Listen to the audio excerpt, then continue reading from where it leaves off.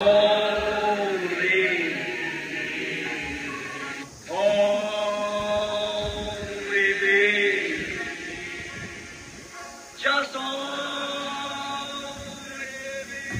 allons mettre debout, nous allons lire la parole.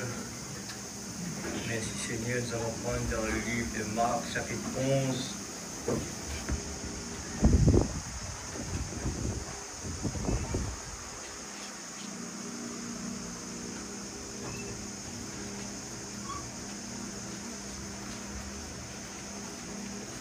Je crois que comme quelqu'un qui va courir, eh bien, il va mettre ses pas bien, je ne sais pas comment on appelle ça là, pour courir, mais il doit bien enfoncer son pied là, et s'il rate le départ, il est foutu. Il faut déjà le départ, c'est le plus important. Nous allons lire comme le prophète une seule ligne, très courte. Amen. Et que le verset 22, 11, verset 22. Nous avons besoin de ça, l'Église, pour les temps que nous vivons actuellement.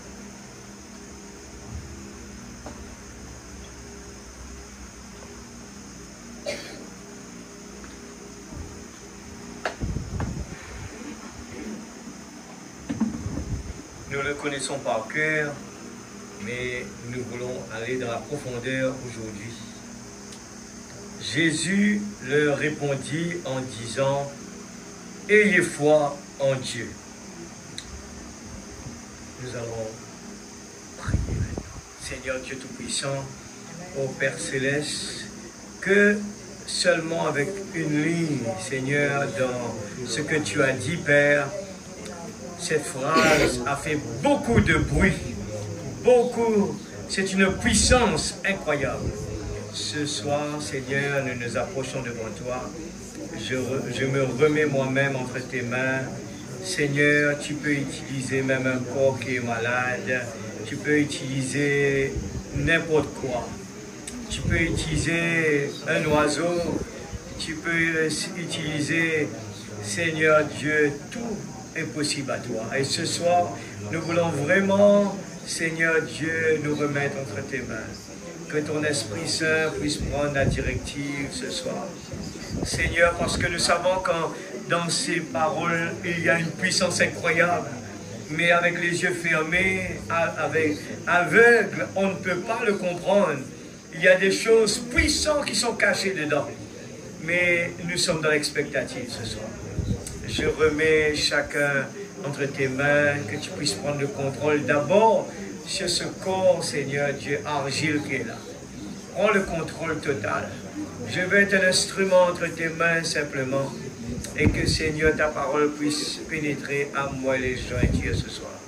Que nous puissions, c'est que nous allons entendre, réfléchir beaucoup et prendre des décisions, et Seigneur, se dire, nous allons encore 1000 coudées. Je veux aller jusqu'à submerger. Je veux aller jusqu'à submerger. Je ne veux pas arrêter avec de l'eau aux pieds, aux genoux. Je veux aller jusqu'à là où il n'y a pas de profondeur. C'est ce que tu as dit, l'amour de Dieu est si merveilleux. Seigneur, bénis l'auditoire ce soir. Que ta bénédiction puisse descendre, ton Esprit Saint puisse combler les besoins dans cette salle. Ceux qui ont besoin d'une délivrance totale, la vraie nouvelle naissance, vrai baptême du Saint-Esprit, une guérison divine, je le crois de toutes mes forces ce soir. Le Dieu puissant est présent ce soir. Et Seigneur Dieu, on ne peut pas venir là, quitter notre maison, sans que toi tu nous appelles, Seigneur. Je remets la réunion entre tes mains.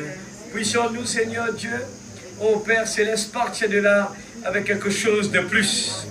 Seigneur, aide-nous s'il te plaît ce soir, dans le nom de Jésus-Christ, notre Sauveur bien-aimé. Je te remercie, Seigneur, pour tout ce que tu fais dans notre vie chaque jour. Merci, Seigneur. Nous voulons apprendre, Seigneur. Nous voulons être remplis de ton Esprit Saint, Seigneur. Dans le nom de Jésus-Christ, notre Sauveur bien-aimé. Amen. Que Dieu bénisse sa parole, nous avec nous assises. Alléluia. Gloire à Jésus. Merci, Seigneur. La semaine dernière, nous prenons, eh bien, 2 Corinthiens 4, 6. Mon corps, je te rappelle cela bien. Quotidien, nous sommes pressés de toute manière, mais non réduits à l'extrémité, dans la détresse, mais non dans le désespoir. Persécutés, mais non abandonnés, abattus, mais non perdus.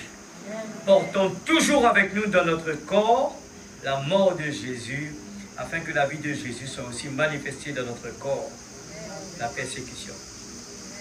Amen. J'avais oublié cela. Chaque fois qu'il nous presse quelque chose, il dit nous-mêmes nous faisons préparer nous quand on est à la tête à faire l'expérience. Et ce soir, nous allons prendre une foi éprouvée, frère Branham, après ça, produit des résultats. Une foi, amen, une foi éprouvée produit des résultats. Il faudrait que d'abord nous faire les expériences personnelles pour nous capables de produire des résultats. On ne peut pas aller dire aux gens que Dieu guérit si Dieu n'a jamais guéri moi-même. Amen. Je ne peux pas aller dire à quelqu'un que Dieu est grand si je ne crois pas moi-même que Dieu est grand. Je ne peux pas aller partager cette bonne nouvelle avec la joie pour dire, eh bien, votre problème, Jésus peut le prendre. Jésus peut vous remplacer cela par la paix, la joie, le bonheur, si nous-mêmes, on n'a pas expérimenté cela. Une foi éprouvée produit des résultats. Amen. Je crois que quand on finit le chemin difficile, mercredi dernier, je sors de là et rentre à la maison. On passe par le chemin difficile, la nuit. J'ai dû ne pas dormir. Ça fait mal, ça fait mal. Mais au fur et à mesure qu'on écoute la parole, on comprend. Cette fois-ci, eh bien, c'est quoi? Qu'est-ce que Dieu veut nous dire? J'étais en train de lire quelque part où le prophète est en train de dire que Dieu a été tenté, eh bien, 3 fois. Et ça fait la 3e fois que je repasse par, eh bien, des moments assez compliqués comme ça. Et le prophète nous dit, on va l'entendre ici, combien, eh bien, des fois, il est malade. Il est malade et il devait aller prêcher.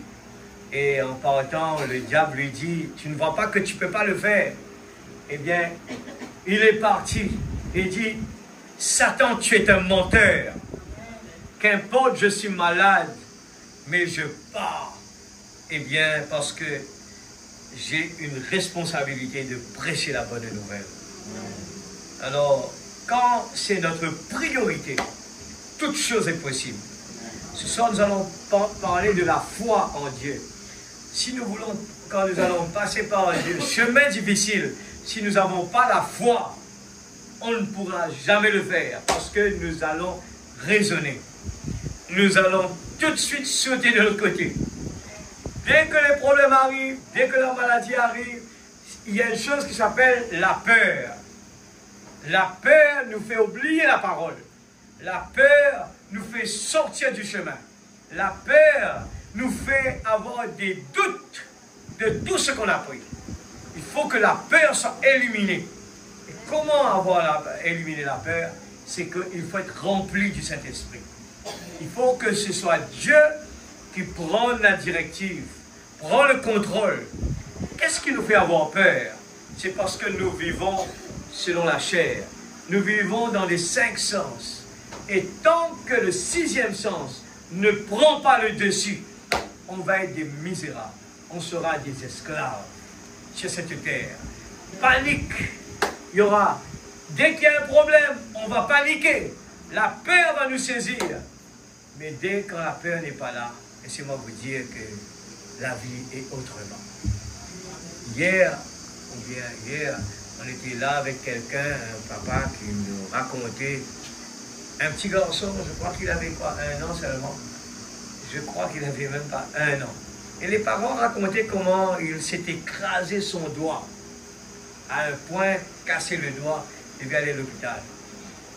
Et ils étaient vraiment, en regardant l'enfant devant le docteur qui mettait le piqûre, il regardait comme ça, sans même réagir. Il n'avait pas peur. Et je me suis dit que cela fait beaucoup de bien quand quelqu'un n'a pas peur. Il a pu maîtriser la peur. Maîtriser la peur. Un croyant est supposé de pouvoir maîtriser la peur. Paul le dit, la mort est un gain. C'est un niveau, ça. La mort est une bonne chose pour lui. Quel niveau cet homme est-ce qu'il est pour pouvoir dire que la mort est un gain? Et quand Satan voit que la personne, quand la mort s'approche de lui et qu'il voit qu'il n'a pas peur, il se dit, ben, laisse-moi rentrer chez moi plutôt. Alors, nous entendons le prophète parler, only believe, all things are possible, crois seulement, tout est possible. Nous aimons ce chant, nous le chantons, mais où est-ce qu'on en est avec ce chant? Où est-ce qu'on en est par rapport à ce chant, à ces paroles? Est-ce qu'on le croit? On est arrivé, quel niveau est-ce qu'on est? Dans ce chant, il y a des niveaux. Et c'est encore 1000 coudées, encore 1000 coudées, encore 1000 coudées. Je parle d'affronter la peur. J'étais en train d'écouter les informations aujourd'hui, et je crois que c'était hier, il y a eu un jeune garçon, qui est de famille. Il y avait 2 de ses amis qui étaient en danger de mort dans la mer, et il a sauté dans l'eau. Il est parti les secourir. Il a pu secourir ces gens-là, mais lui, il est mort. Allez regarder dans les journaux, allez le voir. Il est mort, mais il a donné sa vie. Un homme qui a une femme, qui a des enfants. Il aimait tellement ces gens-là. Il a donné sa vie. Je ne vous parle pas des histoires. C'est hier. Mais hier que ça s'est passé. Il y a 2 personnes qui sont mortes. Il y en a une deuxième personne qui est partie essayer de secourir le premier qui est parti, mais les 2 sont partis. La mer était démontée.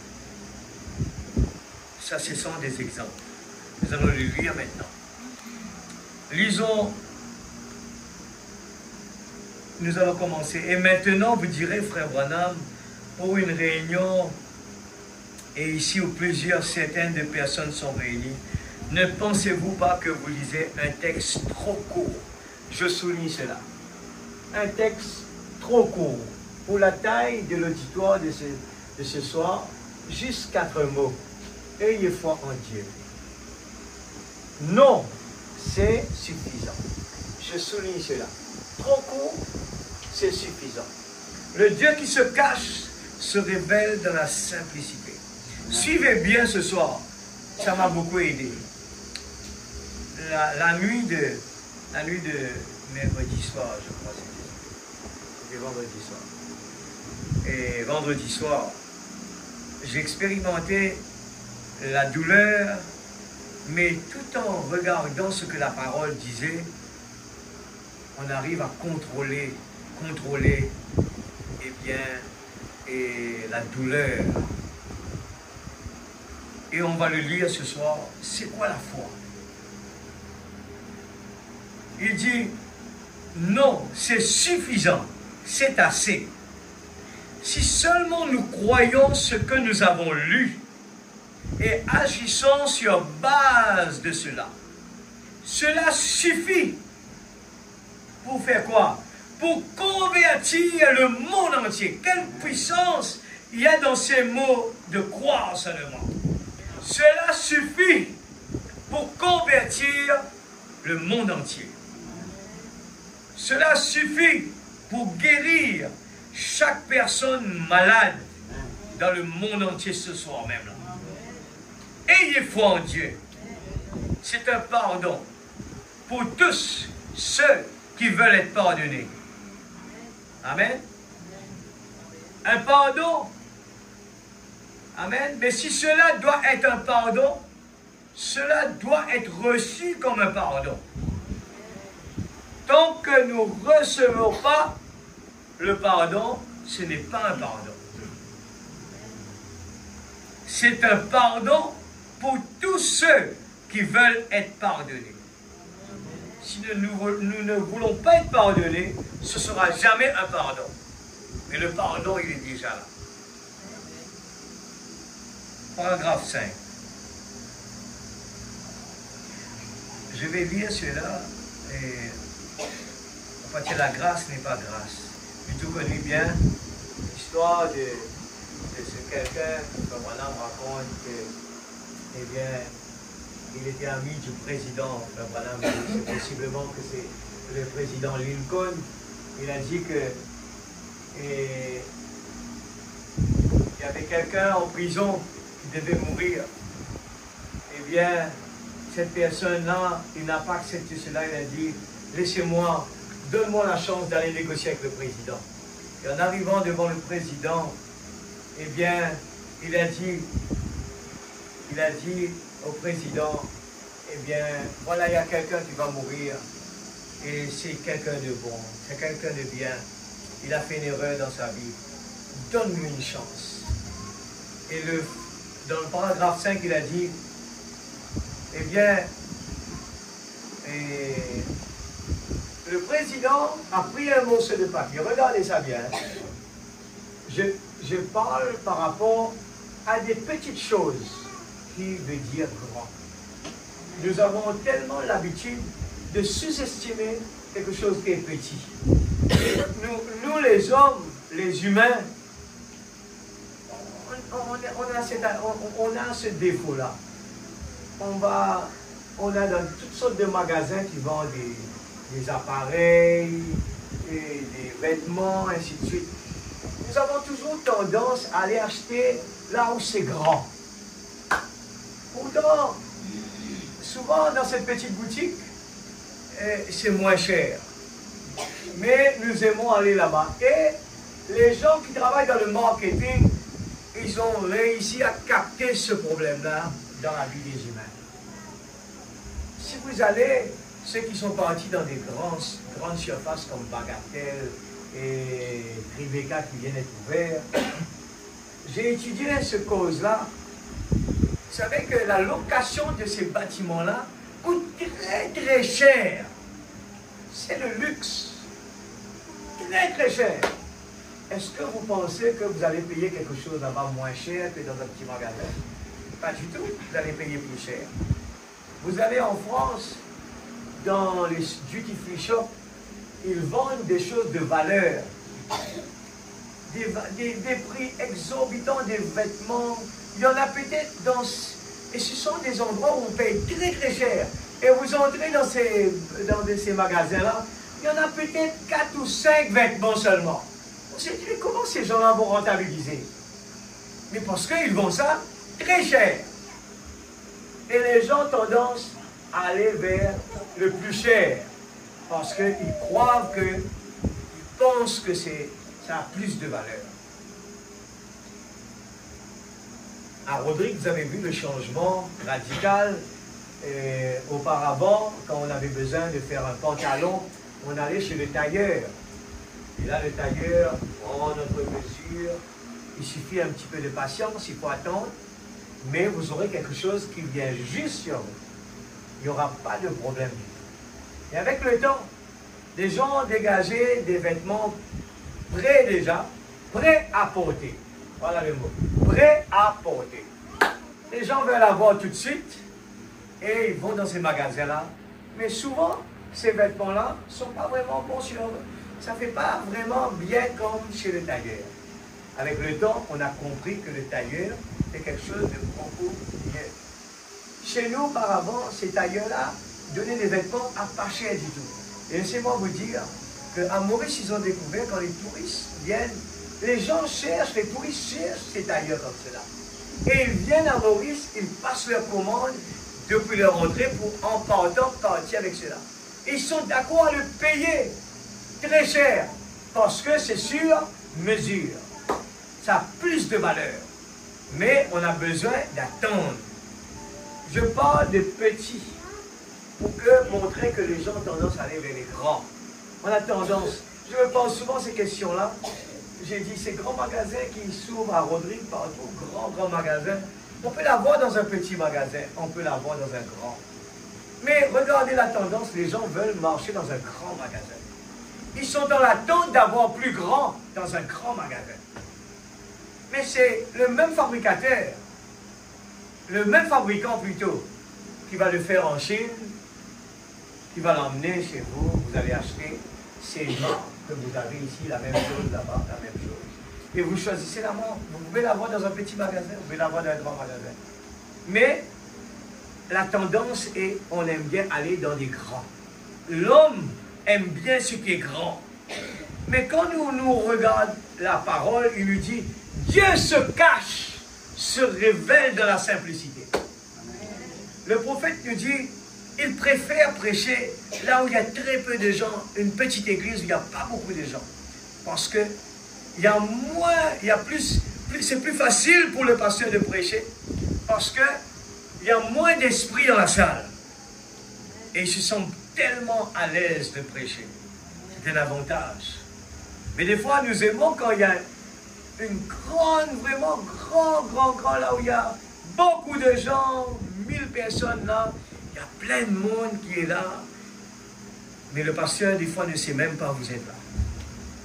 Alors, nous approchons. Si seulement, écoute cela, hein, dans paragraphe 5, il a dit, et quand la personne est venue avec le petit papier, eh bien, le président, parce qu'il était pressé, il a pris un petit papier, il a écrit dessus pour dire que, eh bien, il donne la possibilité, sa signature, pour libérer, eh bien, cette personne qui était condamnée à mort le lendemain. Comme il n'y avait pas beaucoup de temps, c'était un petit papier qu'il a signé. Et cette personne, il a couru, il est parti dans la prison. Et là, croyant, vraiment content comme tout, il venait dans la prison avec son ami pour lui dire, tu as la liberté. Et avec son petit papier, malheureusement, la personne n'a pas cru. Nous lisons. Il a dit, mais monsieur, ça, c'est la signature du président. Mais il a refusé de recevoir cela. Il pensait que cet homme ne faisait que lui rendre la vie plus misérable. Et le lendemain matin, il a été exécuté au lever du soleil. Alors une déclaration fut signée par le président des États-Unis, disant que cet homme avait été gracié la veille, mais voici qu'il est exécuté. Et alors, cela fut crié, examiné dans les cours fédérales de notre pays, et voici la décision qui fut prise. La grâce n'est pas grâce que si elle est acceptée comme grâce.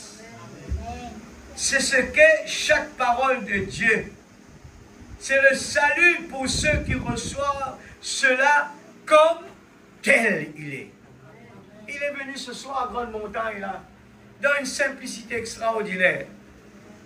Et quelqu'un qu'on connaît bien, on a l'habitude avec lui, qu'il est en train de le dire. Mais est-ce que cela qui est important, ou bien de regarder plus loin que cela? Je le redis encore une fois. Si seulement nous croyons, la grâce, n'est grâce que si elle est acceptée comme grâce. La parole ce soir est prêchée. Ça paraît tellement trop joli, c'est vrai. Ça paraît des fois, si c'était vrai, si ça aurait été vrai. Mais on repart avec la tristesse des fois. Pourquoi? Parce que on n'a pas la foi de croire. La grâce n'est pas grâce que si elle est acceptée comme grâce. Tout ce que Dieu nous donne ce soir, si on ne l'accepte pas tel qu'il est ce soir, Dieu nous dit que si vous avez la foi comme un grain de sénévé, vous dites à cette montagne, lève-toi, jette-toi dans la mer. Cela doit se faire. Amen. Amen. Et c'est ce qu'est chaque parole de Dieu. C'est le salut pour ceux qui reçoivent cela comme il est tel qu'il est. C'est la guérison pour ceux qui reçoivent cela comme la guérison. Quand la parole l'a dit, par ses meurtrissures, nous sommes guéris. Bien souvent, nous allons entendre ici, nous réfléchissons. Nous sommes en train de dire, oui, je crois. Mais je retourne toujours vers cette fille qui disait au prophète, oui, je crois. Oui, je crois. Mais le prophète, Dieu a permis que le prophète l'écrive là, eh bien le dit, pour qu'aujourd'hui on l'entende. Des gens qui disent je crois, mais qui ne croient pas vraiment. Souvent, on croit que tout ce que la Bible dit, on croit. Mais comment savoir si vraiment on croit cela? Frère Branham prêche, une fois éprouvé, produit des résultats. Si Dieu ne nous passe pas par la maladie, comment cela va produire des résultats? Comment nous allons mettre en action la foi? Si nous n'avons pas, eh bien, des épreuves dans notre vie, comment nous allons savoir ou mettre en action la parole qui nous a été donnée? La grâce n'est pas grâce s'il n'a pas été accepté. La guérison divine ne peut pas guérir si on ne l'accepte pas. On peut bien dire, oui, je crois dans la guérison. Je crois dans la guérison. Mais nous sommes en train de courir à droite toujours en même temps. Nous cherchons, nous avons les yeux, il y a la peur qui vient, il y a le panique. Dans notre tête, ça tourne, la mort va venir. Dans notre tête, il y aura tout ce qui est négatif qui tourne. Et c'est le diable qui est en train de parler. Et nous tournons, nous avons tendance à aller vers le négatif. Et si, et si, et si, et si, et si. De l'autre côté, il y a la parole de Dieu qui est en train de dire, oh, c'est maître sûr, nous sommes guéris. Au lieu de rester dans le calme, restez tranquille. Tenez-vous tranquille, sachez que je suis Dieu. Mais nous écoutons la voix du diable.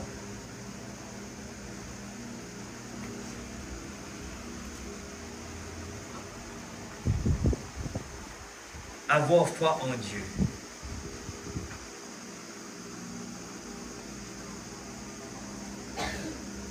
Nous prenons aussi cette petite histoire d'un petit garçon qui un beau jour, il voulait acheter des ice cream. Il n'avait pas d'argent et il est parti dans la maison en haut. Il a commencé à fouiller, il a fouillé. Et là, il a trouvé une vieille terre.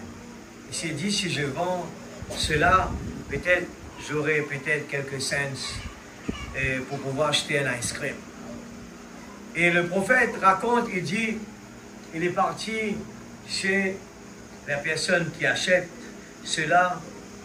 Eh bien, il a demandé, eh bien, combien je peux avoir avec cela? Et la personne a pris sa loupe, l'a regardé, il a dit à l'enfant, je peux te donner $1 pour cela. Et l'enfant était tellement content, parce que l'ice cream allait coûter, je crois, 25 cents, quelque chose comme cela. Et il était content, il dit, oui, je suis d'accord. Et l'enfant a pris, il est parti, il a acheté autant d'ice cream, il a commencé à manger. Et regarde cela. C'était 5 cents, voilà. Je pourrais avoir un cornet de glace avec 5 cents. Et le collectionneur de thèmes vend. Regarde qu'est-ce qui se passe. Et 2 semaines plus tard, si bien, je descends un peu plus, le collectionneur de thèmes vendit ce thème à $500. Il a commencé à le vendre. Il a vendu à $1. À $1. 2 semaines après, il l'a vendu à 500 $.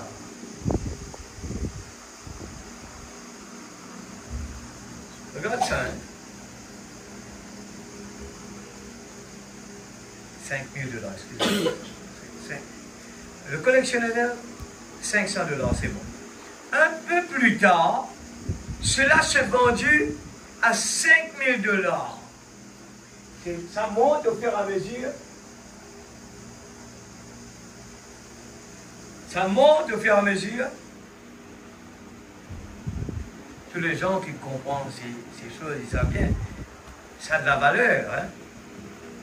La dernière fois que j'ai entendu Frère Branham dire cela, j'ai entendu parler de ce thème, il valait le quart d'1 million $.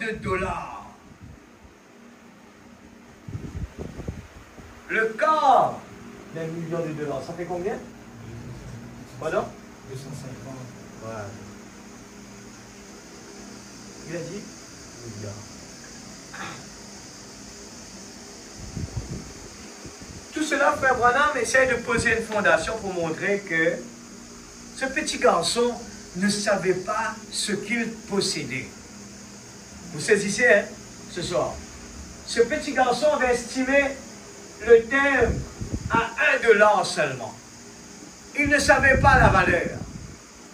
Et la même chose, aujourd'hui, le prophète le dit, c'est arrivé à un quart de 250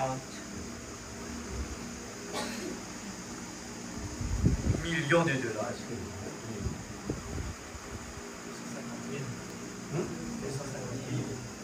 250 000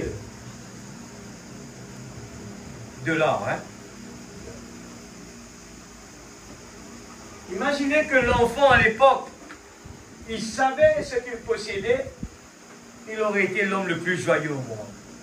C'est pour nous montrer aujourd'hui ce qui se passe, la même chose pour quelqu'un qui a eu la grâce entre ses mains, la guérison entre ses mains, le salut entre ses mains.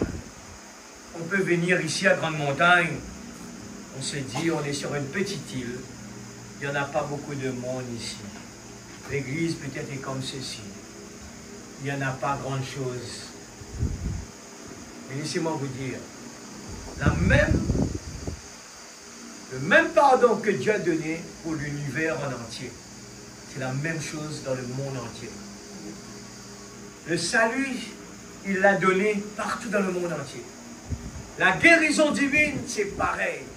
C'est une question de... Ça a été donné sur le bois de la croix.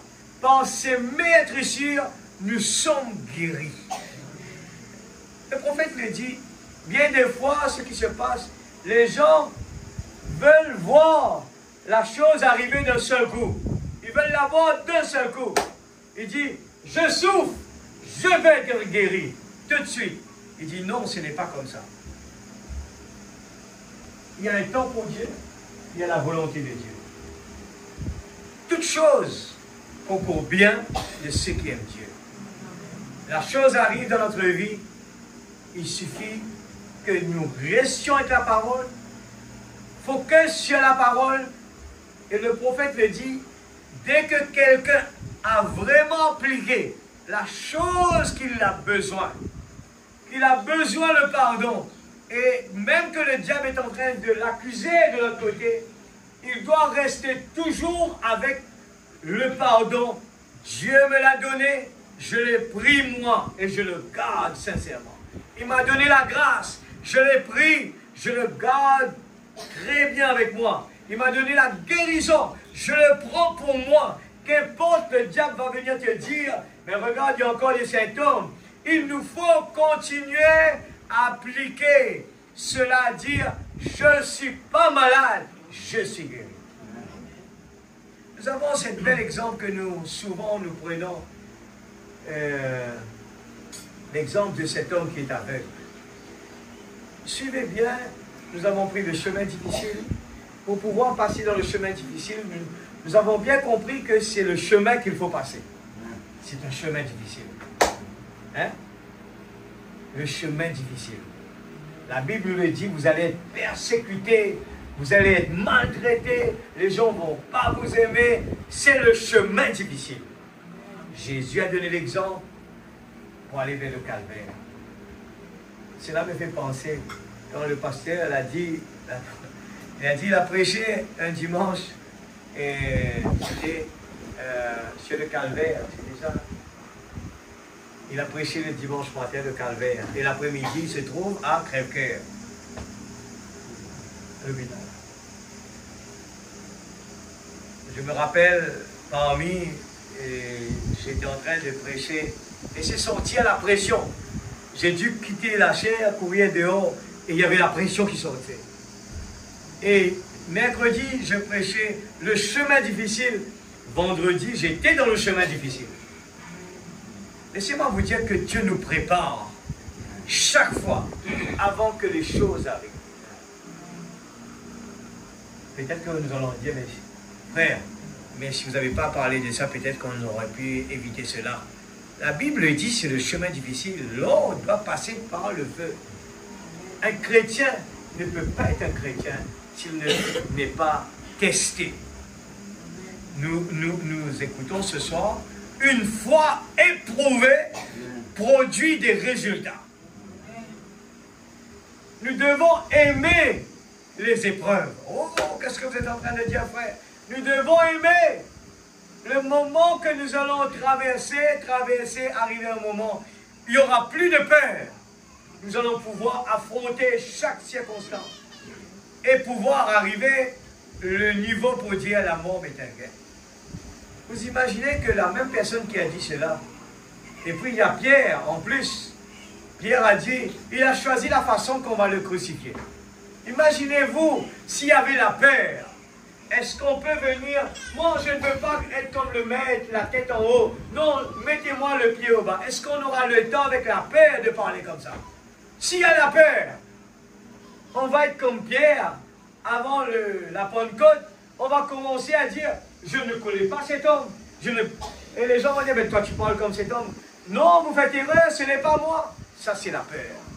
La peur met une barrière pour nos réussites, pour que nous puissions grimper, aller plus haut. C'est pour cela qu'il nous faut vraiment essayer d'écouter la parole. Heureux l'homme qui trouve son plaisir dans la loi de l'Éternel. L'Éternel est mon berger. Je ne manquerai de rien. Il me fait reposer dans des verts pâturages. Reposer dans des verts pâturages. Comment se reposer dans un monde pareil? Si, quand Dieu est en nous, rien ne peut nous faire du mal. Amen. Il y en a autant d'exemples dans la Bible. De Shadrach, Meshach et Abednego. D'Abraham. Abraham a accepté de donner son fils. Il a accepté de tout perdre. Et Dieu lui a donné beaucoup plus. Pourquoi? Abraham, quand Dieu lui a donné un seul fils, lui a demandé un seul. Donne-moi ton seul fils unique, un. Et Abraham, finalement, Dieu lui a dit, regarde dans le ciel, la prospérité d'Abraham. Dieu a multiplié.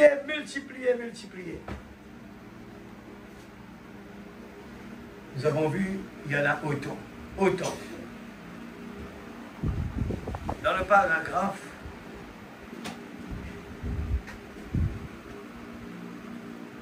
alors le prophète dit cela. Ce n'était pas le papier, ce n'était pas la dimension. Je souligne cela. Ce n'était pas le papier dans le thème là.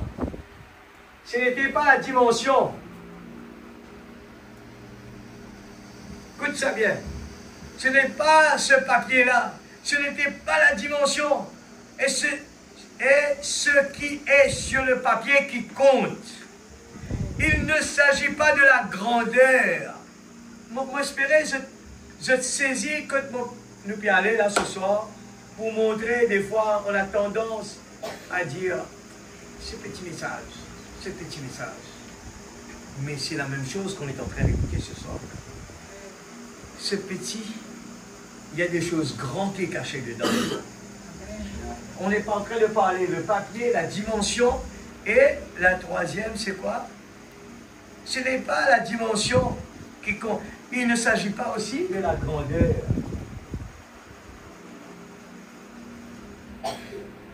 L'église, je partage cela parce que ça m'a beaucoup béni. Cela va nous aider, le prophète l'a dit tout à l'heure, l'humilité dans la vie. L'humilité, c'est en soi-même ça. C'est en nous. Ce n'est pas, il s'est dit, ce n'est pas porter des vêtements n'importe comment, ne pas se baigner, des trucs comme ça. Il dit, c'est pas ça dont je parle. Mais l'humilité. Alors il le dit, il ne s'agit pas de la grandeur du texte que j'ai lu, ni du papier sur lequel cela a été écrit. Il s'agit de ce que j'ai lu dans Marc. Là. Amen. C'est la parole du Dieu éternel.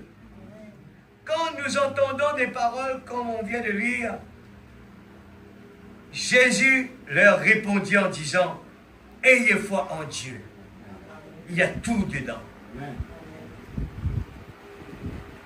La parole de Dieu s'est tenue devant, eh bien, à côté de Marthe, devant le sépulcre de Lazare. Il a dit tout simplement, « Lazare, sors !» C'était la parole de Dieu. Amen. Les cieux et la terre passeront, mais cette parole demeurera pendant tous les âges et toute l'éternité. Elle ne peut jamais changer. C'est la parole de Dieu. Et approchons-nous-en aussi respectueusement que possible.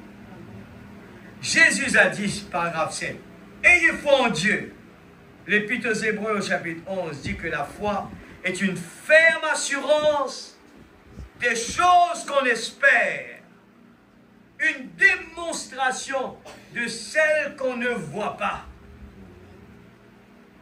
Oh, rappelez-vous, ce n'est pas la conception intellectuelle de quelque chose, mais c'est une ferme assurance. C'est quelque chose que nous possédons. Dieu nous a donné, mais on ne l'a pas encore si on ne l'a pas pris. Dieu nous a donné la guérison, et des fois on dit, ben si je crois, j'ai pris. Mais non, on n'a pas pris encore. Mais comment ça? Mais moi je ne peux pas lire dans les pensées des gens. Mais le prophète l'a dit, mais sœur, tu ne crois pas. Pourquoi? Il sait dans la pensée de la fille. C'est que l'intelligence, la foi intellectuelle, il raisonne. Il raisonne. Et quand il raisonne, il a tendance de se pencher vers ce que le diable va dire. Il va vous décourager. Il va vous dire, et si demain, tu n'as pas pris des précautions, et si tu n'as pas pris des précautions, vaut mieux prendre des précautions. Vaut mieux prendre des précautions. La Bible a dit ça, mais prends des précautions avant. Il va te dire, tu penses que ce que la Bible t'a dit là, tu peux compter dessus? Je te conseille, trouver une autre option. Mais nous mettons la première chose, c'est la parole en premier. La Bible a dit, ayez foi en Dieu. Et je reste avec la parole. C'est quelque chose que nous possédons. Maintenant, nous allons lire dans la plus grande bataille jamais livrée, paragraphe 307. Ça a été un autre fait, mais ô frères, un jour, alors que l'ignorance, la superstition, le doute, les contrariétés et les peurs avaient coincé le peuple de Dieu, il y a eu quelqu'un du nom de Jésus-Christ qui a dit, aujourd'hui, je meurs pour le peuple. C'est exact. Qu'avait-il dit à son armée? Le prophète prend l'exemple de, eh bien, d'un homme, et cet homme, je le raconte, qui s'appelle Arnold von Winkelried. Cet homme, eh bien,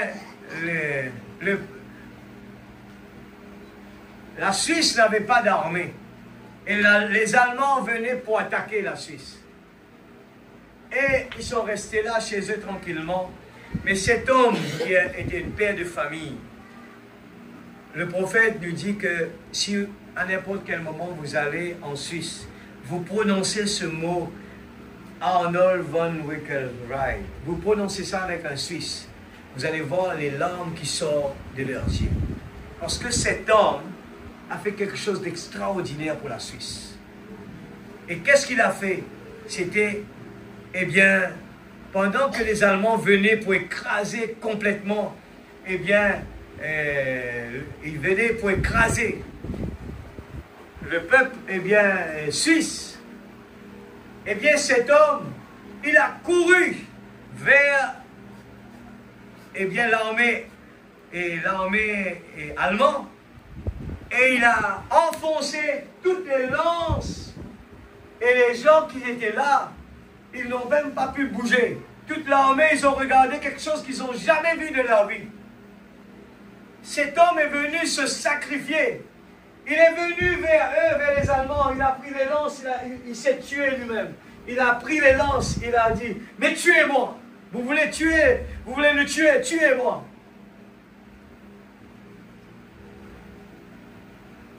Frère Branham dit cela. Qu'avait-il dit à son armée? Suivez-moi, combattez avec tout ce que vous avez. Si vous avez une massue, combattez avec une massue. N'ayez pas peur. Si vous avez un bâton, combattez avec un bâton. Si vous avez une pierre, combattez avec une pierre. Quoi que vous ayez. C'est ce que dit notre capitaine en chef aujourd'hui. J'ai pris la parole de Dieu et j'ai vaincu le diable et sa puissance. Il l'a déchiqueté. Amen. Avec cette parole. Maintenant, quoi que vous ayez, si vous n'avez qu'une seule parole, l'Éternel, ton Dieu, te guérit. Coupez-le. Suivez. Amen. Suivez notre capitaine. Oui, oui, il l'a coupé en morceaux. Satan, avec ses beaux grands royaumes et plus de beauté et tout, créé à la page, ça n'a rien à voir avec nous. C'est exact. Il est toujours le plus rusé de tous les animaux des champs. Oui, oui. Jésus a dit que les enfants de ce siècle étaient plus prudents que les enfants du royaume de Dieu. Alors ces deux grands conflits s'affrontent maintenant même. Maintenant même, c'est l'heure où la maladie et tout ont frappé le monde à un tel point que la médecine ne sait plus quoi faire, que personne ne sait plus quoi faire. Il n'y a rien ici. Et l'armée, la petite armée de Dieu a été coincée et tout. Je te rappelle 2 Corinthiens de dire, nous sommes coincés dans les 4 côtés. Et laissez-moi vous dire ce soir, si nous avons les yeux ouverts et que la révélation nous est donnée, nous allons pouvoir saisir et comprendre comment vivre dans ce temps que nous sommes en train de vivre. Il nous faut d'abord le comprendre. En dehors de cela, ça va très très mal. Ces deux grands conflits s'affrontent maintenant même. Maintenant même, c'est l'heure où la maladie est en train de frapper tout le monde. Et au bas, le descendant dit, frère, il est temps qu'on ait un autre Arnold von Wickelreich. Je ne sais pas comment prononcer. 312. Frère Branham dit, il est temps d'avoir un homme qui n'a pas peur de donner sa vie, qui fonce. Les gens qui sont peureux, on ne peut rien faire avec. 312, il est temps que notre homme de Dieu s'avance. Il est temps qu'un Élie paraisse. Il est temps que quelque chose entre en scène. Armée de Dieu, fermez votre pensée. Ne vous arrêtez pas un seul instant pour penser ce que le diable peut bien avoir à vous offrir par le moyen de vos sens. Les 5 sens, il va attaquer ces 5 sens. Mais souvenez-vous, la parole de Dieu ne peut jamais faillir. ces deux grandes armées. Quand l'ennemi viendra comme un fleuve, comme il vient aujourd'hui, qu'a dit Dieu qu'il ferait? L'Esprit de Dieu lèverait un étendard contre lui. Êtes-vous l'un d'entre eux? Oui, oui. Il nous est enseigné dans Jacques 4, 7 de résister au diable. Et il ne s'éloignera pas seulement, mais il fuira. Résistez au diable. Comment résistez-vous au diable? De la même manière que notre capitaine en chef nous a dit de le faire. Prenez la parole de Dieu. Voilà comment vous résistez au diable. C'est par la parole de Dieu. Le capitaine en chef nous a dit exactement comment il fallait procéder. Maintenant, pour terminer, je voudrais dire ceci. Ce vieux diable-là, vous pensez donc qu'il a du culot? Pensez-vous qu'il s'attaquera à un enfant? Il s'attaquera à n'importe quoi. Il s'est attaqué à Jésus-Christ. Il a foncé sur lui avec 3 attaques sauvages. Savez-vous ça? 3. Satan n'a pas attaqué juste une seule fois. Il vous attaquera avec une maladie. Ensuite, il reviendra vous attaquer en disant, les jours des miracles sont passés. Tu ne peux pas être guéri. Tout ça, ce n'est que du vent. Savez-vous que c'est vrai ça? Le diable est là pour nous décourager. Le diable va nous dire, eh bien, regarde, tu as prié là, regarde combien de temps tu es comme ceci et tu es comme cela. Mais nous ne devons pas regarder avec ni les yeux, ni écouter avec les oreilles. Nous devons aller avec le 6e sens. C'est la seule façon que nous pouvons traverser le chemin difficile. Avec nos 5 sens, nous allons faillir quelque part. Nous allons hésiter, nous allons avoir peur. C'est dans le 5 sens. Mais le 6e sens, quand la parole a donné une promesse, il est fixé. Il ne raisonne pas.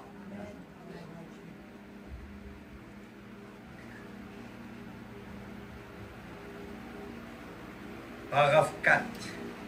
Dans la foi par l'expérience. Frère Branham, cette fois-ci, il dit la foi par l'expérience. Il n'y en a pas foi s'il n'y a pas d'expérience. Il dit cela. Paragraphe 4. Maintenant on dit, et c'est vrai, que les lâches, écoute ça bien l'église, les lâches meurent 10 000 fois alors qu'un héros ne meurt jamais. Un lâche, un monde qui perd, il mort 10 000 fois. Comparé à un héros, jamais il n'est pas mort. Dieu veut des courageux qui peuvent prendre position. S'il y a quelque chose dont Christ peut se servir dans son royaume, c'est bien de lâche. Eh bien, nous voyons ici qu'il a dit, ayez foi en Dieu. Premièrement, il nous faut découvrir ce que c'est la foi. La Bible déclare que la foi est une ferme assurance des choses qu'on espère. Et c'est une démonstration de celles qu'on ne voit pas. Ce petit mot foi, je souligne toujours, petit mot, F-O-I, foi, est souvent confondu avec espérance et espérance avec foi. Ils sont aussi différents que le jour laid de la nuit, l'espérance et la foi. Nous aurons l'occasion, peut-être, si Dieu le veut, semaine prochaine, d'aller plus dessus. La différence entre l'espérance et la foi. Nous croyons dans la parole. Et quand Dieu dit quelque chose, nous ne voulons pas faire la même bêtise que Marthe pour dire, oui, dans les derniers temps. Il veut dire la parole dans les derniers temps. Non, Jésus dit maintenant même. Ce petit mot foi est souvent confondu avec espérance. Et espérance avec foi. Ils sont aussi différents que le jour laid de la nuit. La foi est une ferme assurance Et l'espérance, c'est ce que vous espérez. La foi délivre. Amen. Espérance, c'est ce que vous attendez. Mais la foi, il le donne sur l'état. La foi est une ferme assurance des choses qu'on espère. Elle ne peut donc pas être juste une pensée. Elle ne peut être une pensée. C'est une substance. Oh, une substance. C'est quelque chose que vous pouvez posséder. Que vous possédez. La foi, vous le possédez. Amen. Vous possédez la guérison. Vous possédez le salut. Vous possédez la paix, la joie, le bonheur. Vous possédez tout ce que... Je suis le réveil. Amen. Je suis le réveil. Alléluia. Eh bien, le corps humain est contrôlé par 5 sens. La vue, le goût, le toucher, l'odorat, l'ouïe. Mais la foi, c'est le 6e sens. La foi, c'est quelque chose que vous ne touchez pas, que vous ne goûtez pas, que vous ne voyez pas, que vous ne flairez pas, ou que vous ne n'écoutez pas. Frère Branham, il ne croit pas dans... Il faut voir pourquoi il dit que c'est là. Il dit, voir pourquoi, il dit non. Si quelqu'un est derrière moi et que je le connais, qu'il avait une montre, et la personne vient devant lui, il ne le voit pas. Mais si on lui pose la question, est-ce que c'est cette personne? Oui, c'est lui, tel monsieur. C'est lui qui portait une montre. Comment il le sait? C'est parce qu'il le sent. Ce qui veut dire, ce n'est pas tout le temps qu'en voyant qu'on va pouvoir dire que c'est vrai. Ce n'est pas tout le temps qu'on peut toucher, qu'on va dire qu'on a vu. Alors les 5 sens sont limités. Mais la seule chose à avoir, c'est la foi. Paragraphe 7. Or, la foi est une ferme assurance des choses qu'on espère, une démonstration de celles qu'on ne voit pas, qu'on ne goûte pas, qu'on n'a pas touché, qu'on n'a pas flairé, qu'on n'a pas entendu. Vous croyez cela. Lorsque votre foi dit que vous allez être guéri, c'est tout aussi sûr et certain que votre vue dit que cette chemise est blanche. C'est tout ce qu'il y a. Vous n'avez plus à vous inquiéter parce que c'est déjà terminé. Il n'y a rien au monde qui puisse ôter cela de votre cœur. Peu importe ce que quelqu'un d'autre dit. Si je vous ai dit que cette chemise est rouge et que vous n'êtes pas daltonien, vous direz, vous discuterez, vous direz que c'est blanc. Si je disais c'est rouge, mais vous faites confiance à votre vie. Donc, si vous croyez que vous allez être guéri ce soir, peu importe la maladie dont vous souffrez, et que votre foi vous dit que vous allez être guéri, tout aussi clairement que votre vue confirme que c'est blanc. Vous n'aurez point à venir dans la ligne de prière. Écoute ça bien. La foi, même quand on a la foi, on n'a pas à venir dans la ligne de prière. Parce que tout est terminé. Il n'y a rien au monde qui vous empêcherait d'être guéri. C'est la parole de l'Église qui le dit. Il n'y a rien au monde qui vous empêcherait d'être guéri. Est-ce que vous le croyez? Est-ce que vous le croyez, l'Église? Amen. Mais vous savez cela que le frère Branham dit, est-ce que quelqu'un qui a planté, qui a mis une semence dans la terre, est-ce que la personne, tous les jours, il se lève, il va gratter la terre et il va regarder si la semence est en train de pousser? Non. La personne, il a confiance dans la procédure. Il le sait, il a besoin de la patience. Vous êtes d'accord avec moi? Quand on met la graine, ce n'est pas nécessairement que la graine va pousser tout de suite. Le planteur, il le sait déjà. Alors qu'est-ce qu'il fait tous les jours? La confiance, l'assurance qu'il a, c'est de venir l'arroser. Il vient, il l'arrose. Il vient, il l'arrose. Et qu'est-ce qu'on est en train de faire ici, l'Église? On vient, on l'arrose. En écoutant la parole de Dieu, on arrose la parole. On arrose la parole. On arrose la parole. Et chaque fois que la parole dit quelque chose, il faut le dire Amen à cela. Amen veut dire je le crois.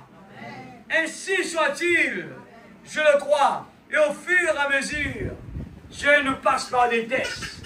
Et connaissant la parole, en tant que nous avons la révélation, nous savons déjà que nous passons par un moment, eh bien, de test. Et en pensant, eh bien, à Shadrach, Meshach et Abednego, nous savons que ces hommes, ces jeunes gens, ils m'ont donné un exemple. Ils ont franchi la mort, l'Église. Moi, je souffre. Mais ce n'est pas la mort. Je souffre tout simplement. Mais ces gens, ils ont fait face à la mort. Parce qu'ils ont confiance dans leur Dieu. Abraham a fait confiance tellement dans son Dieu. Eh bien, il a dit, Dieu pourvoira. Eh bien, Job, eh bien, il souffrait dans sa chair. Il a dit, même si ma chair tombait par terre, même que les vers de la terre viennent me manger, mon Rédempteur vit éternellement. L'Église, ce soir, Dieu est en train de nous parler. Pour nous dire, nous connaissons déjà tout ce qu'on est en train d'écouter. Amen, l'Église. Mais si on l'entend encore une fois ce soir, Dieu veut que nous puissions lui dire, Seigneur, encore 1000 coudées.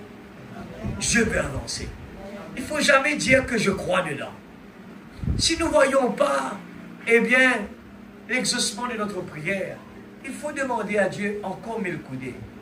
Mais en disant à Dieu encore 1000 coudées, il faut se préparer. Il faut se préparer.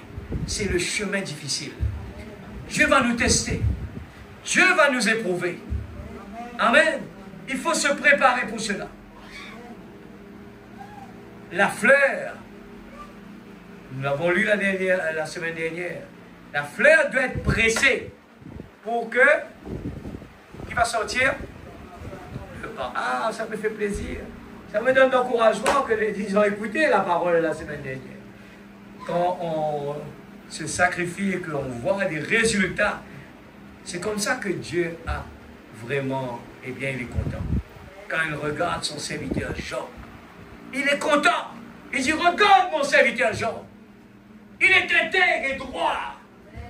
Est-ce que nous aussi, est-ce que nous sommes en train, eh bien, d'écouter la parole et de prier et de faire des efforts pour dire, Seigneur, je veux vraiment que tu prends plaisir dans ma vie, Seigneur. Je ne peux pas faillir quelque part. Je n'accepte pas cela. Je dois être selon que la parole le dit. Je dois être cela. Où est-ce qu'on est arrivé? Paragraphe 8. Et maintenant la foi. Ce sont les 25 sens. Si vous avez la foi dans le cœur, vous serez aussi heureux avec la foi qui vous dit que votre main estropiée bougera, que vous le seriez si vous le bougez, parce que c'est la foi, c'est le pouvoir d'achat de votre guérison. Amen. La foi, c'est le pouvoir d'achat de votre guérison. Ma gorge n'a pas le temps de vraiment retourner à la normale. Chaque fois que je viens là, ça fait mal. Mais je ne peux pas rester tranquille avec une puissance pareille. Je veux crier avec cela. Crier avec cela, l'Église. Oh, nous vivons dans un temps, l'Église, il faut vraiment faire attention. Nous vivons dans un temps si précieux. Ne vous découragez pas. Ne baissez pas les bras. C'est le moment d'être des Job. C'est le moment d'être des Abraham. C'est le moment d'être des David. Donnez le courage à d'autres personnes qui sont découragées. David est venu remonter le moral. Amen, le moral. David est venu remonter le moral des gens. Alors, combien qui veut remonter le moral des gens ce soir? Le contraire peut être une occasion de chute. Le contraire de cela peut être une occasion de chute.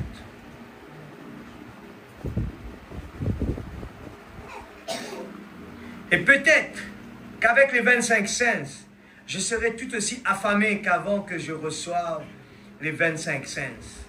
Mais il faudra peut-être parcourir plusieurs kilomètres avant d'avoir le morceau de pain. Écoute ça bien, l'Église. Des fois, nous impatients. Écoute bien le prophète fait de nous un tips important. Lui dire, il peut mort de faim.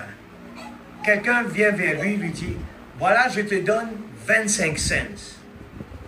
Mais 25 cents ne veut pas dire que ça va me faire passer ma faim. Non. Mais 25 cents va me permettre d'acheter du pain. Nous avons tout. Dieu nous a donné le pouvoir. Dieu nous a donné la guérison. Mais si on ne le reçoit pas tel qu'il est, eh bien, on commence à raisonner. Tout quoi, ça passe là, capable de venir à la foi. Tout penser ça à l'église là. Tout penser pour capable de guérir l'église. Il ne nous faut même pas penser à cela. Aujourd'hui, si nous voulons vraiment avancer, il nous faut prendre la Bible au mot. Faites tout ce qu'il vous dira. Ne doutez pas. Il faut l'appliquer. Écoute ça bien. Moi, ça m'a beaucoup béni parce que je dis, je suis en train en ce moment de passer par là et je dois moi-même venir le délivrer. Je dois moi-même l'expérimenter. Et je suis tombé dessus, la foi par l'expérience. Il faut, pour venir dire à quelqu'un que Dieu guérit, il faut passer par une expérience. Amen. Amen. Eh bien, peut-être qu'avec les 25 cents, je serai toujours affamé qu'avant que je reçoive les 25 cents. Mais il me faudra peut-être parcourir plusieurs kilomètres avant d'avoir le morceau de pain. Moi, dans l'argent, moi, dans l'endroit, puis dans la boutique, mon faible, mon besoin reste, lève les pieds là. Là, si tu restes là, tout le monde. Lève les pieds là. Ah, frère, moi, les pieds faibles, moi, pas capable d'acheter du pain là. Lève les pieds là. Parce que pour mort de toutes les façons. Il me faudra peut-être passer par un carré de ronces, traverser la montagne, traverser le pont, traverser la rivière Agoué. Mais tout le temps que je marche, je me réjouis parce que j'ai de quoi acheter un morceau de pain.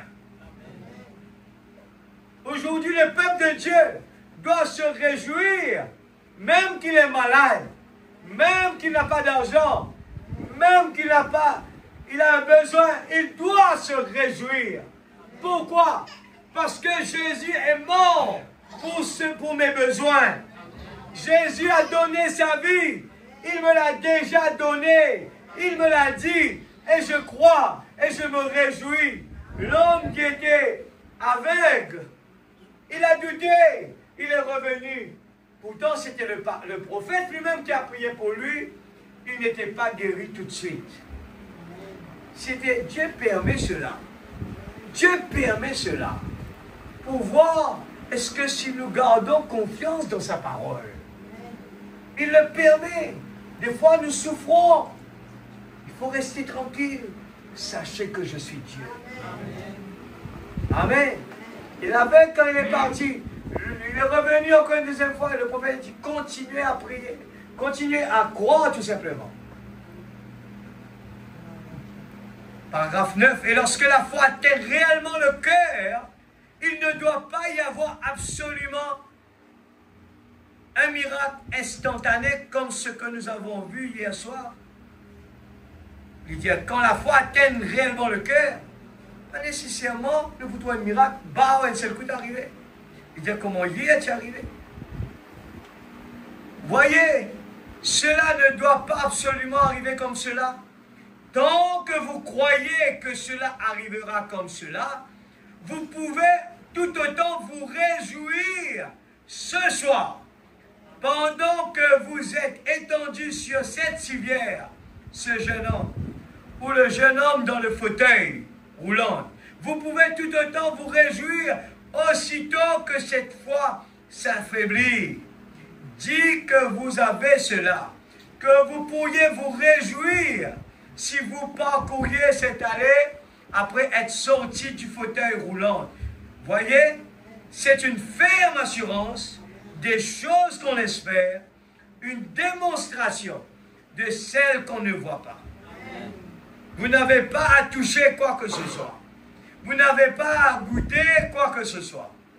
Tout ce que vous faut faire, c'est croire quelque chose. C'est cela. Et cela devient réel. Quelque chose que vous possédez. C'est ça votre foi. L'Église, nous possédons déjà la foi en nous. Nous possédons la guérison en nous. Nous possédons la délivrance en nous. Nous possédons tout ce que nous avons besoin. Mais nous avons besoin de mettre en action notre foi. Vous ne pouvez pas accepter cela par une conception intellectuelle. C'est intellectuel. Votre esprit va raisonner, mais pas la foi. Si vous avez une foi intellectuelle, alors c'est juste une foi qui résonne.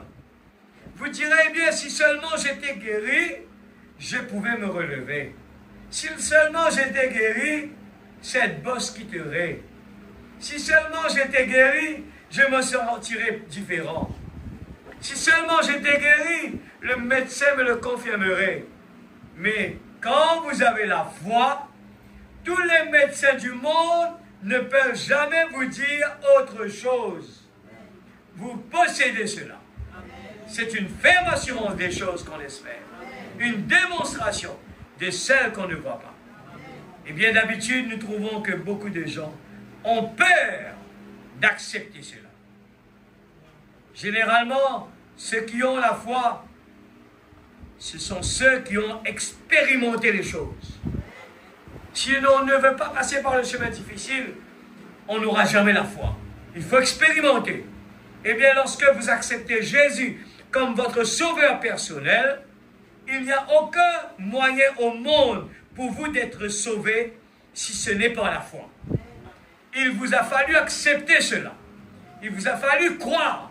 Remarquez, vous pouvez vous agenouiller à l'autel et crier toute la nuit durant, et vous pouvez taper sur l'autel et crier jusqu'à ce que vous ne puissiez plus crier et n'être toujours pas sauvé. Vous pouvez vous sentir très bien et parcourir la salle en criant et n'être toujours pas sauvé. Le peur vous fouet sur vos sentiments. S'il me fallait compter sur mes sentiments, je ne serais pas très souvent dans mon assiette. Mais je ne me repose pas sur mes sentiments. Je me repose sur la parole inconditionnelle du Dieu vivant qui a fait l'alliance avec moi pourvu que je croie cela. Ce n'est pas ce que je sens qui compte. Ce n'est pas parce que je sens le ventre qui fait mal. C'est ce que je crois. Jésus n'a jamais dit « Avez-vous senti cela ?» Il a dit « Avez-vous cru cela ?» La foi vient. Elle dépasse les sentiments. Vous pouvez sentir ce soir comme si vous étiez sauvé, courir ça et là, louer Dieu, et le lendemain matin, vous ne sentirez rien du tout, cela, pas du tout. Alors vous direz, je suis de nouveau perdu. Paragraphe 12, eh bien, si vous pouvez vous avancer et croire votre destination éternelle sur base de votre foi, combien plus pouvez-vous vous avancer avec votre petit corps sur base de la même expiation qu'il était brisé pour nos péchés et que c'est par ces maîtres-sûrs que nous avons été guéris. D'habitude, il faut une expérience. Souvent, nous essayons de croire par l'instruction. Alors, les gens lisent des livres, le titre est écrit « Comment avoir la foi ?» Et les gens veulent juste lire pour avoir la foi. Le prophète vient nous le dire, il faut expérimenter, faire une expérience. Et c'est là que la foi grandit. Amen. Alléluia. Souvent, nous croyons de croire par l'instruction. C'est intellectuel. Il y a une très grande différence entre la foi intellectuelle et la véritable foi envoyée de Dieu. La foi intellectuelle résonne. Aujourd'hui, la Bible prêche Dieu guérit. Oui, amen. Dieu guérit, nous le chantons. C'est pour ça que je dis, quand nous chantons, quand nous louons Dieu, nous prions, tout cela, nous écoutons la parole, il ne faut pas juste dire un amen comme ça avec la bouche. Il faut que ça descende du profond de notre cœur. Il ne faut pas que ce soit intellectuel. Et la Bible dit que nous devons renverser le raisonnement. N'ayez rien à faire. N'essayez pas de raisonner là-dessus. Croyez seulement cela, simplement cela.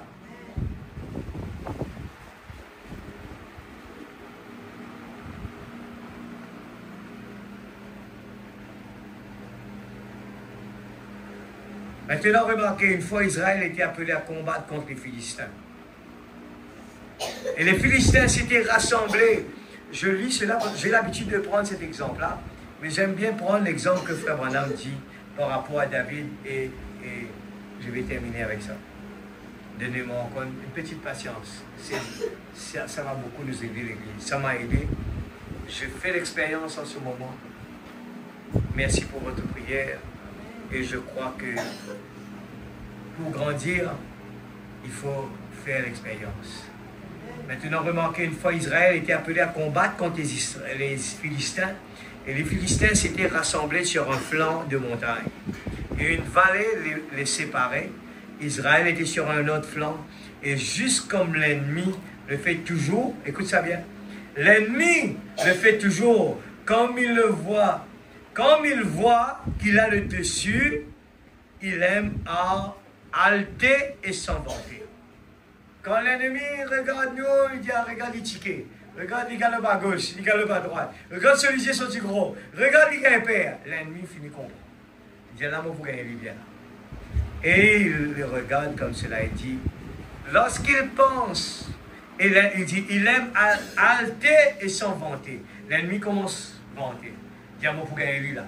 Lorsqu'il pense qu'il peut bien vous emmener, vous faire trembler de peur, si l'ennemi pense qu'il peut faire palpiter votre petit cœur quelque temps et vous faire penser que vous n'êtes pas guéri, il aime faire cela. Il aime faire cela. S'il peut vous amener à regarder votre main ou bien regarder votre machine, attention, elle ne va pas mieux. Il aime faire cela, en effet. Il vous a alors vaincu. Des fois, il fait la machine-là dérobée. Il te monte à une couille. Il dit, ouh! Le cœur battu est capable de mourir tout. Quand on regarde cette machine qu'il faisait. Je vois une béquille là derrière. Je vois une béquille là derrière à côté d'une dame. S'il peut lui faire croire qu'elle aura utilisé cette béquille pour partir d'ici, il a vaincu. Il dit, je me trouve une béquille à côté d'une madame là. Il est capable même faire sa madame là croire que tout quoi, vous êtes capable de retourner sans sa béquille là. Mais il ne faut pas penser à ça. Il faut réussir à arriver à un niveau à dire, je partirai de cette salle sans ma béquille. C'est ça la foi. Amen. Mais dès qu'elle ne regardera pas à cela, mais qu'elle regardera à la promesse de Dieu, cela restera sur la chaise. Eh bien, vous dites, ça fait des années que je suis infirme. Ça n'a rien à faire avec.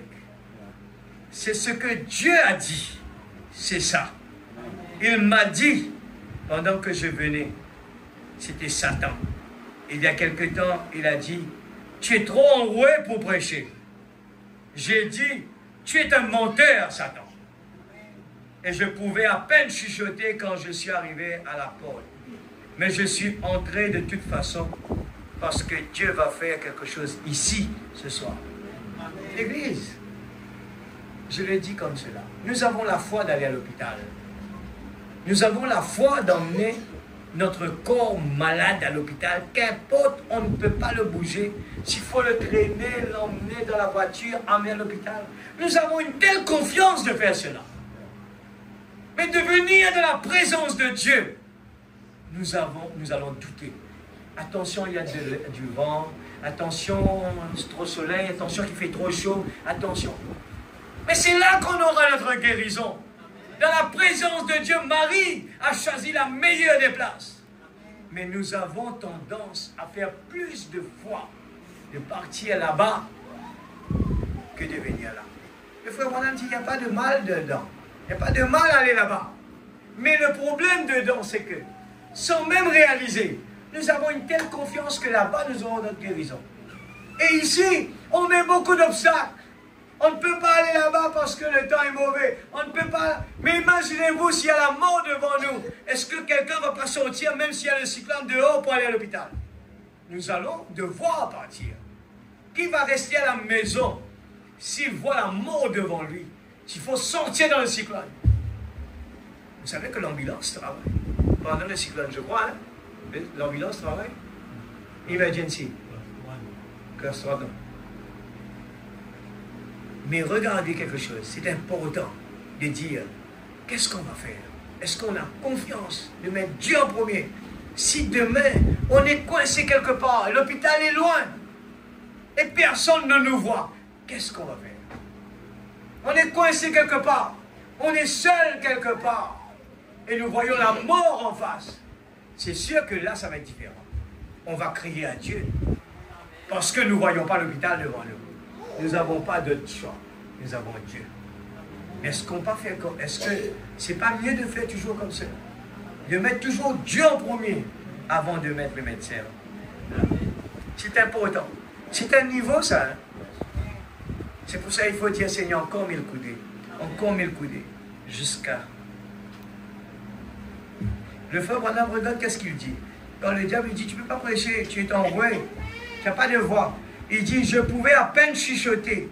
J'ai dit, tu es un menteur. Et pourtant, il dit, je pouvais à peine chuchoter quand je suis arrivé à la porte. Mais je suis entré de toute façon. Parce que Dieu va faire quelque chose ici ce soir. Et regarde, il va donner même sa voix. Il va donner sa vie. Il dit, peut-être sauver une âme ou guérir un dessein pour un but. Et moi, ma responsabilité est de me tenir ici. Que je sois en mesure de chuchoter ou même de grogner, Dieu fera de toute façon quelque chose. Parce qu'il a dit qu'il le ferait. Il est de notre devoir. Amen. L'Église, est-ce que nous sommes d'accord à tout cela? Il est de notre devoir. Il ne dit pas le devoir du pasteur. Il est de notre devoir de prendre position. On ne peut pas se dire, ah, on va comprendre, je ne peux pas aller à l'église aujourd'hui. Dieu va comprendre. Il est de notre devoir de prendre position. Il est comme à Dieu de nous soutenir. Faites votre part et voyez si Dieu ne le fera pas la sienne. Je termine avec paragraphe 15 et 16. Alors cette grande armée des Philistins, qui a toujours été un cheveu dans l'huile pour Israël. Il avait là un grand provocateur du nom de Goliath. Écoute ça bien, c'est pour nous aussi ça. Nous avons des provocateurs. Il ne s'appelle pas Goliath, mais peut-être un autre. Il devait être un géant, un gaillard. Il peut être la maladie. Il peut être n'importe quoi. Et on raconte que ses doigts mesuraient 14 pouces. Et la lance qu'il portait est comme un anseau de tisserand, mesurant d'ici au mur à peu près. Et oh, combien il aimait se vanter. Combien il aimait faire des propositions aux gens. Comme vous entendez ce même démon dire aujourd'hui, si la guérison divine existe, le vieil homme Jones est assis juste ici au coin, aveugle, vendant des crayons. Allez le guérir, nous croyons en vous. C'est le même démon qui avait dit à Jésus, si tu es le Fils de Dieu, accomplis un miracle ici devant moi. Change ces pierres en pain. C'est le même démon qui a placé un chiffon autour de son visage, l'a frappé à la tête avec un bâton et a dit, toi qui prophétises, dis-nous qui t'a frappé. Le démon. C'est le même qui a dit, descends de la croix et nous te croirions. Dieu n'a rien à faire pour apaiser l'homme. Dieu ne fait pas le clown pour qui que ce soit. Il est Dieu et il n'a pas à faire cela. Amen. Et ce soldat qui lui avait placé ce chiffon sur les yeux, il a fait frapper à la tête. Il s'amusait donc parmi ces soldats. Beaucoup de gens aiment dire, bomber le torse et dire, oh, la guérison divine n'existe pas. Laissez-moi leur lancer le défi de guérir celui-ci. L'Église, s'il faut prendre des exemples, il y a aussi quand Josué et Caleb étaient partis dans la terre promise, il y avait tous les gens qui étaient partis aussi. Et ces gens qui sont partis, ils ont vu là-bas les gens comme des sauterelles, et comme des géants, et eux comme des sauterelles, des petits. Regarde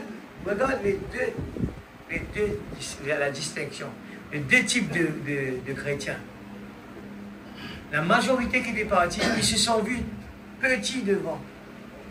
C'est comme le peuple Israël, la majorité se sont sentis petits, alors que David, lui, il avait Dieu en lui. Et il est parti avec un petit caillou. La simplicité.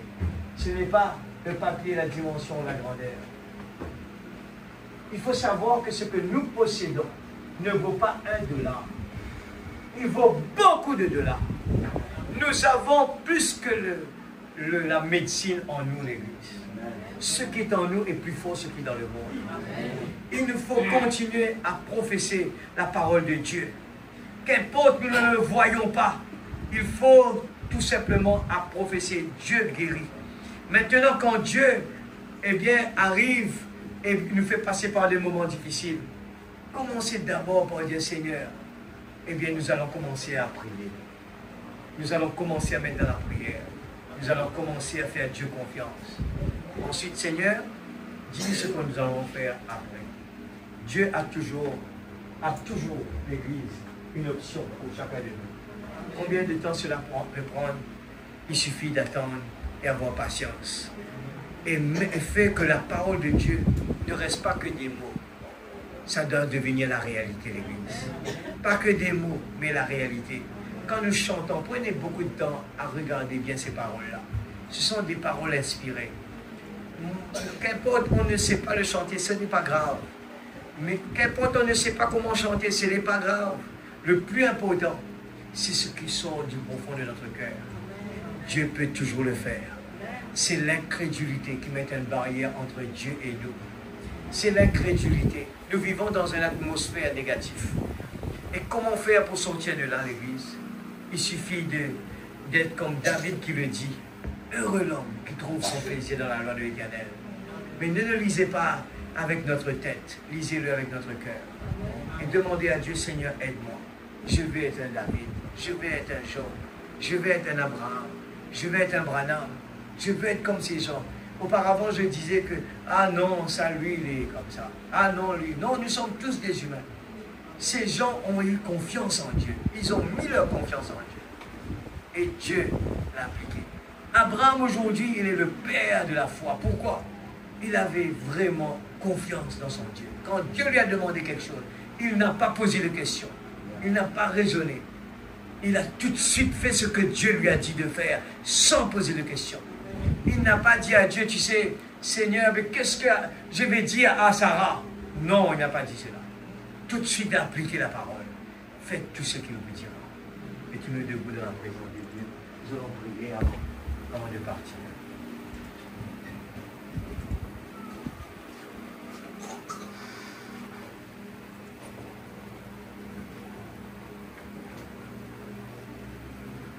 Merci Seigneur. Seigneur.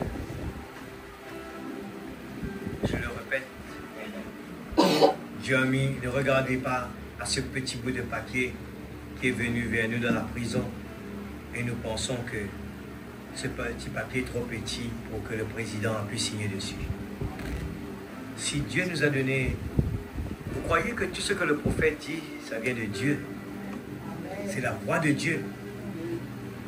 Et si Dieu nous a donné un exemple pareil, que beaucoup de gens ont perdu la vie à cause de leur incrédulité, qu'est-ce que ça coûtait de croire? Alors, ce soir, demandons à Dieu, Seigneur, je veux vraiment prendre la parole au mot.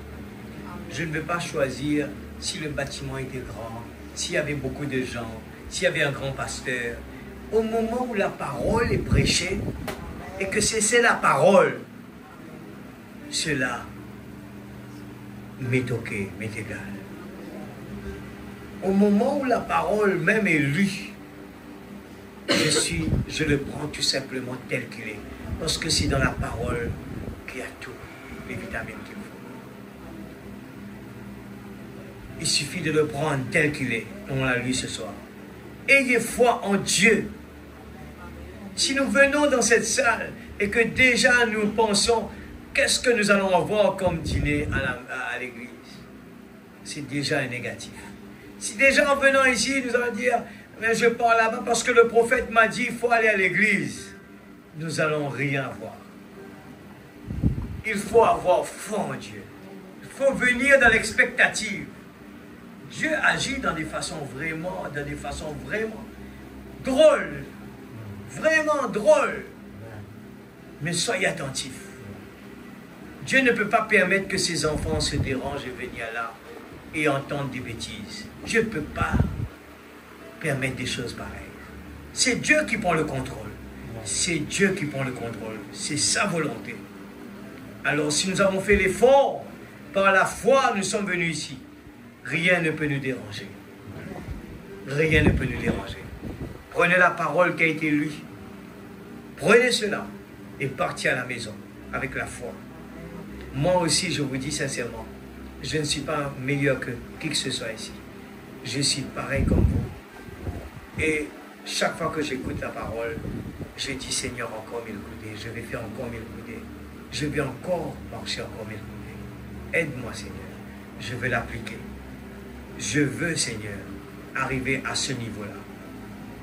Quand il a dit à cette femme, tu peux bouger, eh bien, ce bracelet-là, avec tes yeux. La foi peut le faire. Et j'ai dit, Seigneur, je le crois. Alors, prions ensemble. Papa Céleste, nous venons dans ta présence. Tu nous dis ce soir, Seigneur, la guérison a été déjà donnée. La bénédiction a été déjà donnée. Tout a été déjà donné. C'est le jubilé. Nous devons nous réjouir avec chaque parole. Chaque parole qui nous a été donnée, chaque promesse. Nous nous réjouissons en entendant là-bas, c'est le lever du soleil. Nous ne l'avons pas vu encore, mais le peuple se réjouit parce que le guide là-haut l'a dit. C'est le lever du soleil. Oh, même on n'a pas vu encore le soleil, mais c'est le lever du soleil qui est prononcé. Je commence à jubiler. Ce soir, Père, nous jubilons dans la présence de Dieu. Seigneur, oh Dieu, avec nos besoins ce soir, nous sommes là à jubiler. Seigneur, qu'importe notre corps ne peut pas tenir, mais nous commençons à jubiler. Qu'importe notre voix fait mal, oh Dieu, nous commençons à parler. Qu'importe notre corps fait mal, Seigneur, nous commençons à bouger, à louer le Seigneur, parce que nous savons que, Seigneur, tu l'as dit, il suffit de le prendre. Si tu as simplement la foi comme un grain de sénévé, dites à cette montagne. Et tu as démontré à travers, Seigneur, ce soldat, ce centurion, qui a dit, dites simplement un mot, mon serviteur est guéri. Seigneur, nous voyons dans les années 1900, tu es descendu sur la terre, tu t'es manifesté parmi nous. Seigneur Dieu, et je crois que tu es le même hier, aujourd'hui, éternellement. Et Seigneur Dieu, tu as permis aux caméras de prendre la photo, Seigneur Dieu, de la colonne de feu. Seigneur Père, afin que nous puissions Seigneur Dieu, que l'incrédulité puisse partir et que chaque fois que la parole est prononcée, Seigneur, nous disons par ces maîtresses, nous sommes guéris. Chaque fois que, Seigneur, nous sommes malades, nous prononçons par ces maîtresses, nous sommes déjà guéris. Qu'importe les symptômes sont là, mais nous prononçons toujours par ces maîtresses, nous sommes guéris. Par ces maîtresses, ma famille est délivrée de ce monde. Par ces maîtresses, oh Dieu, nos enfants, oh Dieu, nous les réclamons déjà dans ta présence et je crois qu'ils sont déjà des convertis par tes maîtresses. Nous ne sommes là pas là à murmurer, à raconter des histoires, mais par nous confessons, nous vivons dans la joie tous les jours en sachant que Seigneur, ma prière a été déjà exaucée. Et je ne répète plus encore, mais je confesse, mes enfants sont sauvés. Oh Dieu, mon travail marche. Oh Dieu, ma maison est bénie. Mon église est bénie. Tu pourvois à mes besoins matériels comme spirituels. Oh Seigneur, oh Dieu, tu l'as déjà dit. Et sur ta parole, je jette mon filet. Alléluia. Seigneur Dieu Tout-Puissant, aide-nous, Seigneur, à ne pas venir à l'église. Seigneur Dieu, comme nous l'avons entendu ce soir, comme des gens qui ne croient pas, des gens incrédules, des gens qui ont la peur. Oh, mais que nous puissions venir ici. Qu'importe nous sommes fatigués, qu'importe nous sommes malades, mais nous venons au pied de Jésus. Parce que nous croyons, Seigneur, oh Dieu, nous croyons, Père, oh Dieu, que ce soir tu es là pour nous réveiller. Tu es là pour faire partir la peur. Tu es là pour faire partir, Seigneur Dieu, la froideur, les tiédeurs. Tu es là pour faire partir, Seigneur Dieu. Oh Dieu, tout ce qui ne vient pas à toi. Ce soir, Seigneur Dieu, nous voulons être réveillés. Tu as dit à tes disciples, restez, veillez, priez pour ne pas tomber dans la tentation. Ce soir, nous sommes dans ta présence. Nous ne voulons pas nous laisser tenir par la tentation de Seigneur Dieu, la femme de Lot, qui était la tendance, Seigneur Dieu, de se faire plaisir pour la chair. Mais Seigneur, nous ne voulons pas avoir le plaisir de la chair, mais le plaisir spirituel de notre vie, Seigneur. Oh Dieu, la présence de Dieu dans notre vie. La vie, la chose le plus essentielle, notre salut. Seigneur, oh Dieu, nous ne venons pas à l'église pour avoir le ciel, mais parce que nous t'aimons que nous sommes là. Nous voulons que cela soit une réalité en nous, Seigneur. Nous voulons que cela devienne une réalité en nous, par amour, Seigneur. Nous voulons développer cet amour. Oh Dieu Tout-Puissant, David, en voyant, Seigneur, toute l'église qui était négative, à aucun moment David s'est découragé, mais il s'est tenu sur la parole. Il a prononcé la parole. Et nous avons vu la réponse. L'ennemi a été vaincu. Seigneur Dieu, je crois de toutes mes forces que l'ennemi, tu l'as déjà vaincu. Et ce soir, nous ne voulons pas écouter à ces bêtises. Nous croyons que tu es présent ce soir. Nous croyons que tu exauces nos prières. Nous croyons que nous sommes bénis. Nous confessons ce que la parole a dit sur notre vie. Nous voulons prendre le positif, prendre la commission que tu nous as donnée pour aller dans ce monde et partager la bonne nouvelle.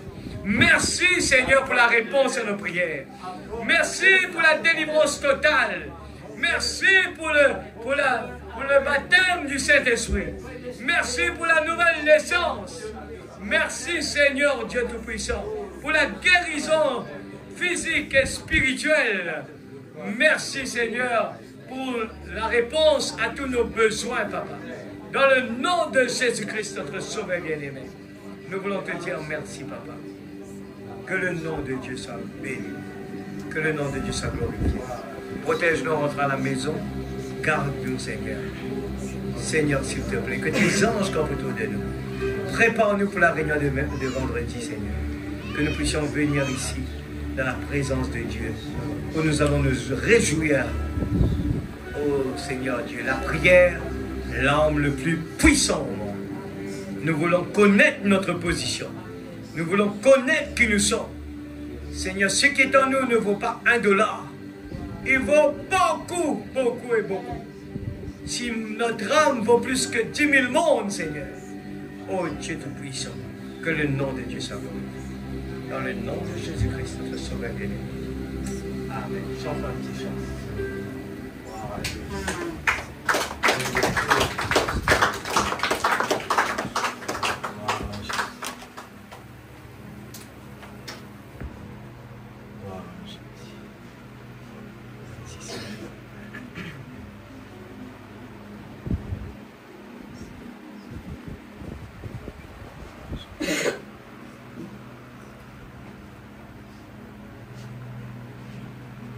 You're my strength. 451. You're my strength when I am weak.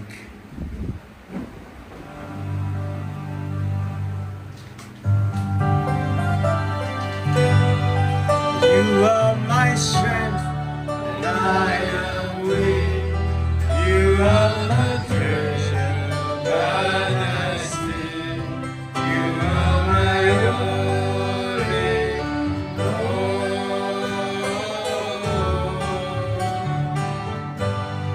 Seeking you as a precious jewel, not to give up, I be a fool. You are my only hope. Jesus, Lamb of God, worthy is your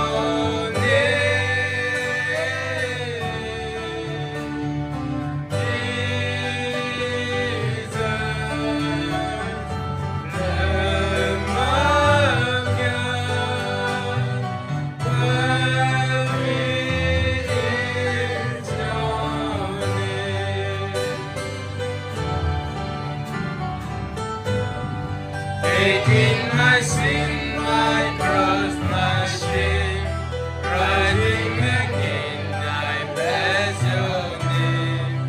You are my all in all.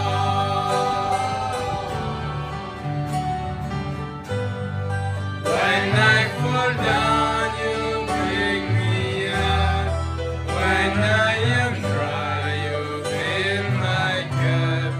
You are my all in all. Jesus, King of kings, worthy is your name.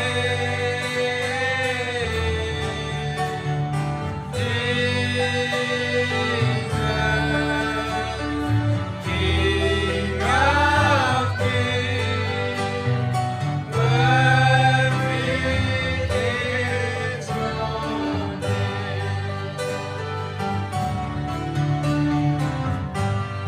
Spirit of force, je suis fidèle. Spirit puissant que je recherche. Oui, tu es tout pour moi.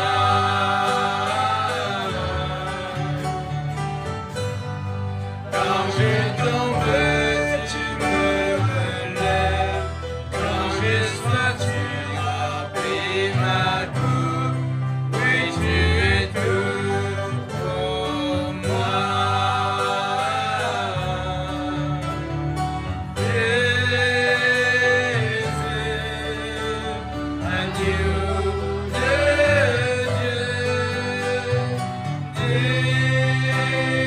Dieu, que Dieu vous bénisse.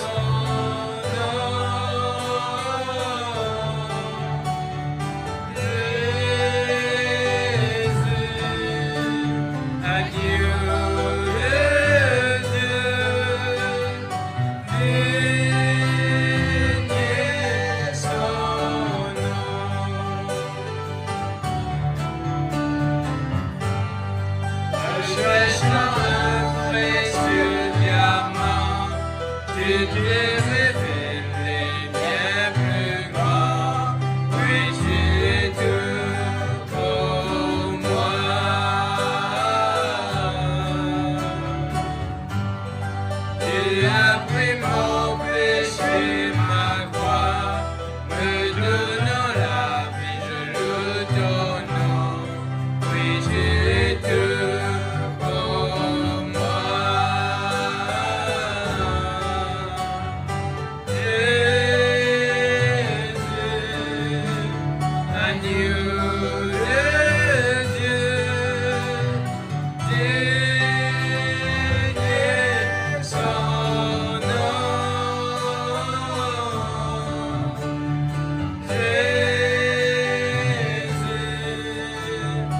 you.